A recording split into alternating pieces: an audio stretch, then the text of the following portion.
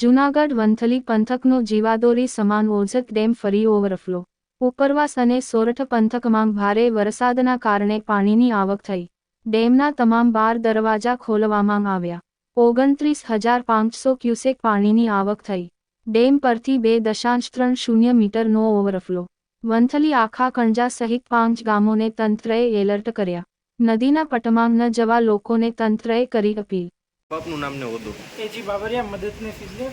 હાલ જૂનાગઢ જિલ્લાના વંથલી તાલુકામાં વંથલી ગામ પાસે આવેલ ઉજેપીર વંથલી હાલ ઉપરવાસમાં ભારે વરસાદ પડવાને લીધે ડેમમાંથી 29,500 ક્યુસેક પાણીની આવક થતા જાવક છે.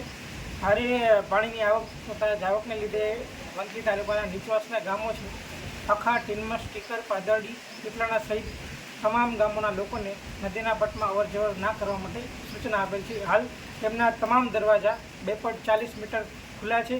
હવામાન વિભાગની ખાતાની આગાહી મુજબ હજુ પણ 2 દિવસ ભારે વરસાદ પડવાની આગાહી હોય તો વરસાદ આવવાની શક્યતા ખરી છે.